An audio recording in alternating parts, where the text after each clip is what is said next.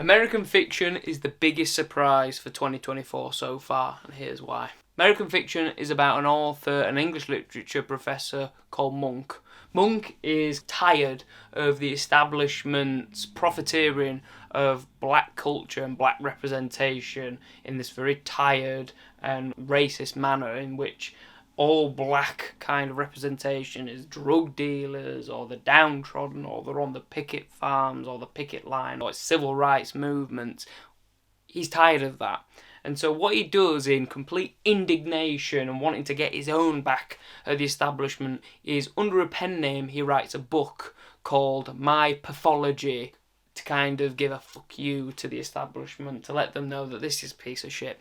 And then gives it to his publicist to send out to book publishers and expects nothing to come back, except something does come back. And he gets offered $750,000 for this book deal. Now, there's the central drama. Does he keep up with the lie and make profit, make major bank? Or does he tell the truth and say that he's tired of this industry and this is his own way of getting his own back and potentially destroy his career and his life? You don't need to know anything more about the plot of the film. Now, the reason that I'm so happy to talk about this film is because this film really shouldn't exist. It had an absolute hurdle to get made. So, quick background story. Cord Jefferson, this is his directorial debut. And before that, he was working on a series called Scraper. It was based on his time working at the very notorious and controversial tabloid website called Gawker. Now, the series had been done, and very late in development due to COVID, it got canned. And Cord Jefferson had no work at that point. He was reading a review for Charles Yu's Interior Chinatown, and in that book review, it mentioned another book, 2001's Erasure by Percival Everett. And as he was reading the book, he kind of realised, oh my god, this is what I've got to make. This is the film that I need to make. This, because Monk is me. This character is me. And they share lots of similarities, which I won't go into because it'll kind of spoil the film. So once he decided to make the film, he wrote a script which took 4 months to write, and then he kind of shopped it out. And all these producers said they loved it, we love it, but we're not going to do it because it's too much of a risk. You're a first time writer director, you've not got any names attached for you. It's not kind of what people want, essentially, which kind of plays into the themes of the film, right? It's very meta like that, and it'll get even more meta if you watch it. And so, in the end, he keeps shopping it around, and Rian Johnson's production company, says yes to it. And then they shop it to Jeffrey Wright, but it takes him 3 months to get involved. Now, bearing in mind, Jeffrey Wright has been part of, Daniel Craig's Bond. He's now Matt Reeves' Commissioner Gordon. He's huge, right?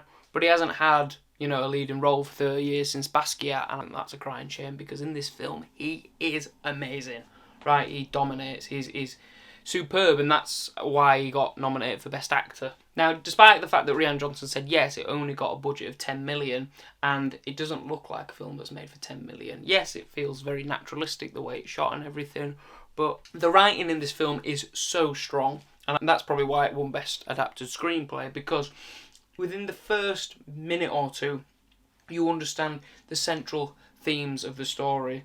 It shows Monk in his classroom at university, and on the wall it says the name of a title of a book, Artificial, and the N-word slur. And this girl with dyed hair, which is such a stereotype, says, I'm offended, I don't want to look at that word. And he basically kind of goes, well, we're all adults, we can, understand things in the context of the time. And she says, well, I can't, and I can't get over it. And he says, well, if I can get over it, I'm sure you can get over it. And then she goes, well, why? And that just irritates him, and she cuts to her walking out of the room and him shouting, and then they're in a meeting, he's in a meeting, and he's getting told that he needs to take some mandatory leave because of his behaviour prior to that, and because of that he's been rubbing students the wrong way with his kind of cantankerous nature and his indignation at, the world of literature at the moment.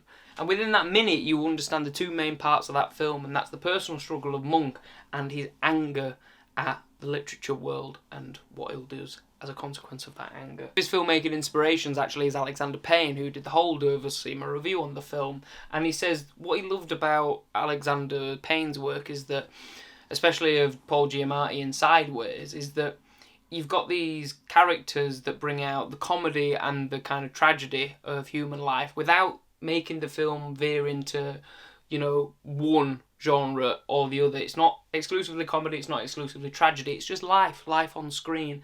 And that's what this film does really, really well. And it also avoids the controversy of being supposedly plagiarised, like The Holdovers is. This film had me laughing out loud multiple times throughout this film.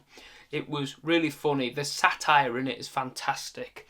It has you laughing at basically white people doing these kind of fake pandering gestures to black people, essentially, to make sure that they come across as not racist or woke or whatever.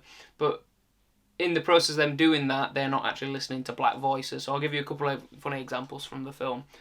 Monk has just landed in Boston because he's going to go see his family after being given this mandatory leave from his uni job, and he's angry about it. He calls his publicist and he says, "Oh, has my new book sold?" And he's like, "Well, no, it doesn't." And then they start talking a little bit about race, and basically his publicist says, "Oh, well, they want black stories," and he says, "Well, this is a black story. I'm a black writer."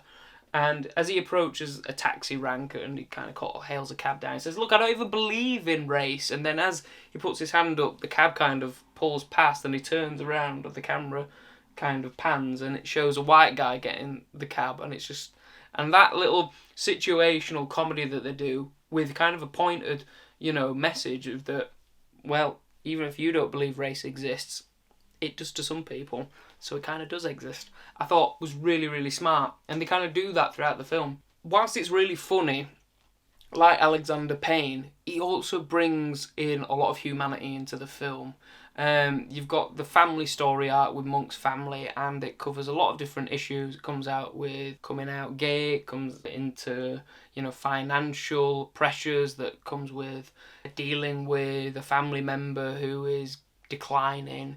But it also comes in with sweetness, with happiness. There's a character in the film that gets married, and it shows how their attitudes are very different to, say, Monk's mother's attitudes, and the drama that happens between Monk's mother and his brother. And all these different kind of little story arcs, it creates this, I've said it before, but real, authentic feeling of the film. Like, it feels like you're watching reality. But the reason that this film sticks out in my mind, other than the fact that it's done so successful with so little resources, is the ending. The ending is superb. The ending had me talking about the film with other people for almost an hour. The ending gets you questioning what's real and what's not. And the best metaphor that I can come up with is that throughout this film, I felt like I was inside the joke. I felt like I was in on the joke. I was pointing and I'm going, "Ha ha, look at these idiots. Oh, they're thinking they're really progressive." And the way that these actors act it makes you feel like it's a comedy. Like, some actors are there to be comedy actors, and then there are other actors that are to be, dramatic and feel lived. I'm laughing at the film, and then the ending happens and there's this flip, and I'm thinking, well, is this a satire? Is this a comedy? Or when I was pointing and laughing at them, was I actually laughing at myself? Because by the end of the film, it doesn't seem like a satire anymore. The events of the film may or may not have happened. It kind of throws into question the whole nature and the reality presented on camera, on film. And that ending, which is really abrupt, and I think there's a line at the end of the film that kind of sums it all up. There's a director of a film in the film, and he says at one point, "Look, you can't end a film like this, because films aren't like literature. Films aren't like books. People need an ending." And then the film gives that ending, and then it doesn't give that ending. It gives that literature ambiguous ending that people kind of don't like. And I love that it had the guts and the gall to do that. It's a really authentic film that touches on some topics that have clearly been going on since Percival Everett wrote the book, Erasure, in 2001, and it's been updated for 2024, but it works, and it feels even more relevant today, and it doesn't feel like a film that gets totally involved in taking one side or the other in terms of identity politics or race politics or whatever. It has this kind of authenticity that runs throughout the dialogue and the screenwriting, the story and the cinematography and the acting, and it just comes together to become this real lean, sinewy piece of filmmaking that has a lot to say about a lot of different things in a really, really funny way, and has an ending in which will stick with you, I think, after the credits roll. And that's why I'm so excited and so glad that this film has been nominated for so many Oscar awards. And to take what Cord Jefferson said in his Oscar speech, instead of making a Hollywood blockbuster for 200 million, why don't we make 20 smaller productions that are each 10 million? Or why don't we make 40 that are 5 million? Because this film has changed his life, and I think for a lot of people it might give a bit of representation for the stories that they want to see. American Fiction has been the biggest surprise of 2024 by far, and what a pleasurable one it has been. I would easily watch this film again, and I probably will. That ending is fantastic, phenomenal. The acting is a phenom in of itself, and I love it. I'm so surprised, and I'll be recommending it to anyone that is going to the cinemas in the near future. Go see American Fiction.